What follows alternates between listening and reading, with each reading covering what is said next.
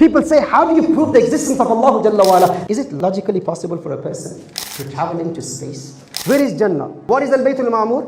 What is the speed of light?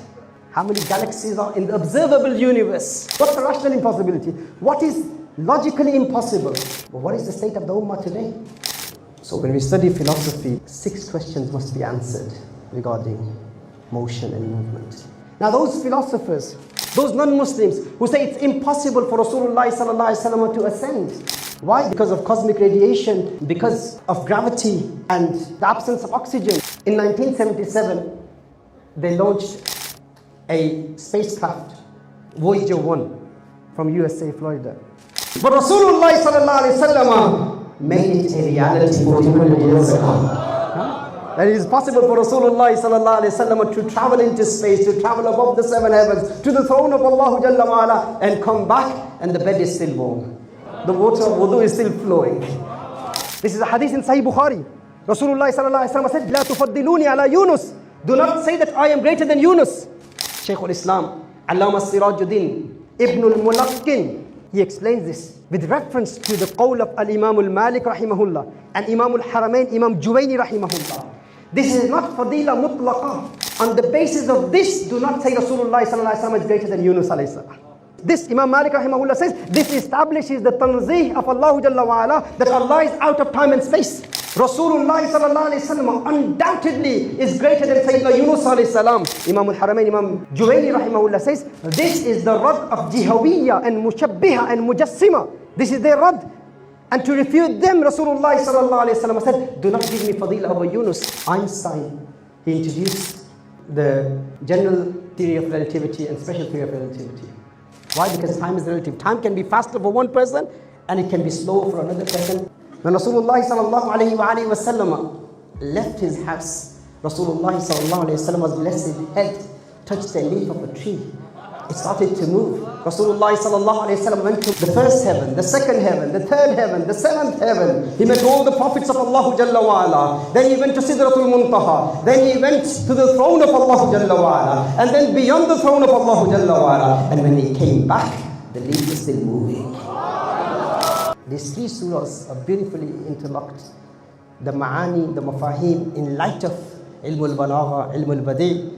When we study the outer beauty, the linguistic beauty of the Quran, the sequential cohesion and the structural coherence of the Quran, that is when we can appreciate the kalam of Allah Jalla wa Ala. I will talk about some of the reasons why Rasulullah sallallahu alayhi wa sallam went to the 7 heavens, and some of the hikam, some of the wisdoms and the relevance between Rasulullah sallallahu alayhi wa sallam's journey and the location of different prophets of Allah Jalla wa Ala. And I will give you a simple acronym to memorize the journey of Rasulullah sallallahu alaihi wasallam. Remember the word a'yahuma. It's easy for everyone now. This is an answer to those people who say it's impossible.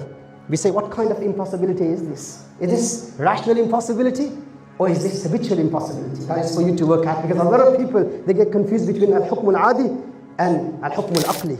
Or infinite regress, tasalsul, is a rational impossibility. And what's muhal adatan, mustahil adatan, mumtani adatan? In Maybazi and Hidayatul Hikmah, basic books of philosophy you will study, there is something called haraqa bizat, and you have haraqa bil ard. Rasulullah sallallahu alayhi wa sallam's personal speed is faster than the speed of the Buraq.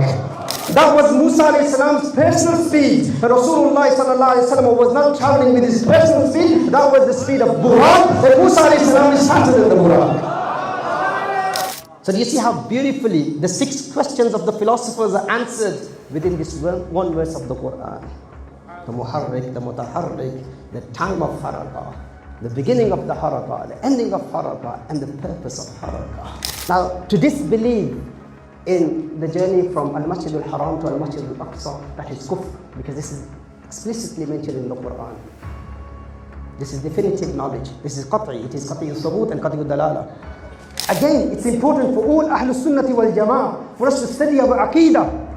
And the other title that is given by the ulama to the 2nd heaven is that it is the realm where the ahkam, the rules relating to Ashratu Sa'ah descend, the signs of Qiyamah. This is why I emphasize the importance of studying Islamic eschatology. The Prophet ﷺ mentioned everything that is happening. He knew about your attire, your lifestyle, your hairstyle. Rasulullah ﷺ mentioned this 1400 years ago. To say that I know the future is an extraordinary claim. And an extraordinary claim requires extraordinary proofs.